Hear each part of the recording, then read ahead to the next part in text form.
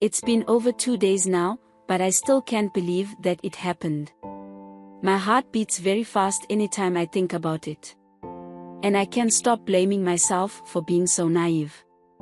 My mama always warned me to stay away from strangers, especially at night. But did I listen? No. I allowed myself to be carried away by his sweet words, and looked for comfort in the company of a stranger. How can I silence this accusing voice within my own heart? It's hard to talk about it, but I need to get it off my chest. Hello, my name is Gift, and let me tell you about the night I'll never forget. It all started as a normal day at my place of work, where I was feeling bored as usual. I really wanted to do something fun, so I looked through my contacts list to find a friend to chat with. Among all the names on my phone, a particular name caught my attention. It was Festus. Even though I had not talked in a long time with Festus, I remembered him as this cool and funny guy I had met online. Thinking about our past conversations made me smile, so I sent him a message. It was as if Festus was expecting my message because he replied right away. Chatting with Festus was easy, because his messages were funny as usual. I found myself laughing and enjoying every moment with him. His cheerful personality brightened my day and put a very big smile on my face.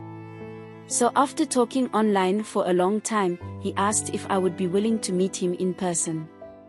How about you come visit me this weekend? I would love to get to know you better face to face. We could hang out and maybe grab some food or watch a movie. I was a bit surprised, but also excited at the same time with the idea of meeting him face to face. Although I was unsure at first, I couldn't resist the chance to meet Festus. I felt really happy and nervous at the thought of meeting him. I looked at my calendar, thinking about how to make the trip happen. We agreed on a date. Festus gave me clear directions to his place and said he was looking forward to seeing me. I couldn't wait to see him too, so I began making preparations. Finally, the day I was going to Festus's place came, and I was super excited. As I got closer to his neighborhood, I was amazed by how pretty it was, with all the nice houses and colorful gardens. But as I reached his door and knocked, my heart started beating fast in anticipation. When Festus opened the door, his face lit up with a warm smile that melted my heart. He reached out to hug me, and I gladly embraced him. In that moment, any doubts or worries I had vanished. I was just so happy to finally see him. But unknown to me, I was swaying on the brink of disaster, and a whirlwind of trouble was about to descend upon me. I had no idea. The evening started off on a good note though. Festus and I were having a good time, chatting and enjoying some food and drinks together. We were watching movies, sharing laughs, and stories that we could both relate to. But as the night went on, we lost track of time. The streets outside had gotten dark and very quiet, and I started feeling uncomfortable about going home alone in the dark. Festus noticed I was worried and kindly suggested I stay at his place for the night. He seemed like a nice guy, so I agreed and decided to spend the night there. But things got bad from there. As we watched more movies, Festus started touching me in ways that made me uncomfortable. His touches were subtle at first, barely noticeable, like his hand accidentally touching mine. I tried to ignore it, thinking I was imagining things, but it got worse as the night went on. He kept doing it, and it started feeling really wrong. I kept reassuring myself that Festus was just being friendly. But when he started touching me in places I didn't want him to, I knew I could no longer pretend that everything was fine. "Hey, Festus, can you please stop?" I said, trying to sound firm. Even though I was nervous, as I gently pushed his hand away. I felt relieved when he listened. He pulled his hand away, looking sorry, and then gave a sheepish smile. For a while, things seemed normal again, and I felt better, thinking it was just a misunderstanding. But it didn't stay that way. As the night went on, Festus's behavior got worse, and he kept touching me even more. I was so mad and upset. I felt a surge of anger rising within me, fueled by a sense of betrayal at Festus's blatant disregard for my boundaries. Why couldn't he just respect my boundaries? In that moment, I knew I had to speak up, to confront Festus about his behavior, and demand that he listens to me and respect what I wanted. But as I voiced my concerns, Festus's reaction was not what I had expected. Can you imagine? He dismissed my protest as an overreaction. Come on, Gift. Why are you being so uptight? We are just having fun here. No, you're the one having the fun. Not me. I responded. The tension between Festus and me was unmistakable, crackling like electricity in the air, ready to ignite at any moment.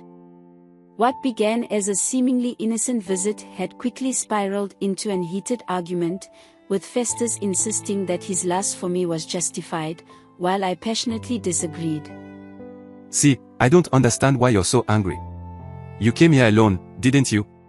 That means you're interested in me. Just because I came over to your place doesn't mean I want you to touch me like that. I just wanted to hang out as friends, not for you to get all touchy with me. Festus didn't seem to get my point. He was very stubborn, with a determined look in his eyes, as he tried to argue his point. Well, you can't deny that there's something between us. Because you wouldn't have come if you were not interested.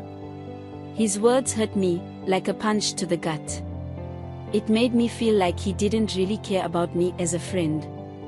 I came because I thought we were friends, I said, feeling a mix of frustration and sadness. It felt like we were on totally different pages. I was in shock and disbelief. My protest had fallen on deaf ears as Festus wasn't going to listen to me. It was really disappointing. The room suddenly felt very small. I was alone with Festus, and his advances were becoming more and more aggressive. His presence towered over me like a frightening shadow. His once familiar face now twisted with evil desire, and his eyes were burning with an intensity that made me very scared. I pleaded with him to stop, my voice trembling with fear as I tried to reason with the stranger before me. But Festus's advances only grew more persistent. His touch sent waves of irritation through my body. I felt trapped, cornered by the weight of his gaze and the force of his unwanted advances. Each attempt to push him away was met with resistance, and his grip tightened even more as I desperately pleaded with him to stop. But despite my protests, Festus refused to relent. His actions were driven by a desire that knew no bounds. And this made my heart pound against my chest like a trapped bird desperate for freedom. As I was cornered there, helpless and vulnerable, I realized the true extent of Festus's power over me. His intimidating presence felt like a ghost, leaving me paralyzed with fear. I knew I had to escape, but fear held me rooted to the spot.